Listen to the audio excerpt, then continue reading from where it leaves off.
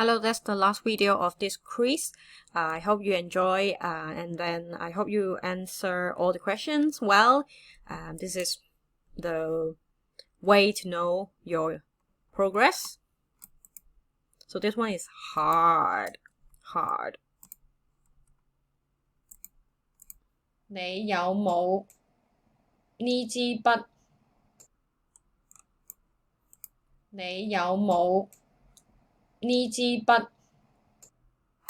你有冇呢支筆？ Okay, so 3 part. 你有冇呢支筆? No, if you don't get it, no worries. 你有幾多錢？你有幾多錢？你有幾多錢？ Yeah, just make things so slow. 你有幾多錢? So normally people would say like this. 你有幾多錢? 你有幾多錢？我有好多錢。我有好多錢。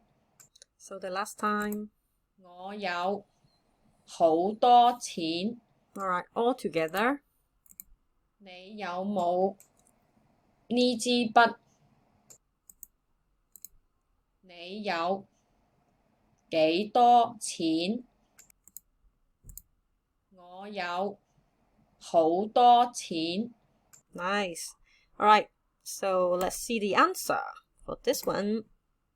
So very simple. 我有錢。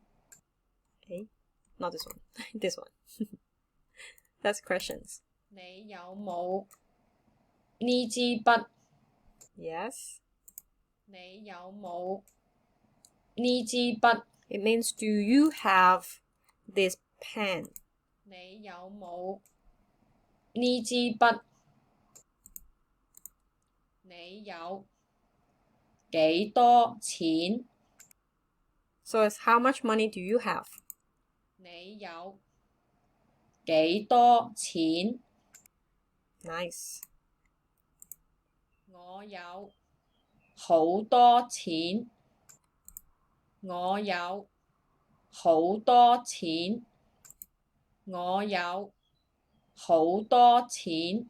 Yeah, so stay tuned for more video. In the coming days, there will probably more than 10 videos and on different topic, useful vocabularies, and some exercise listening as well.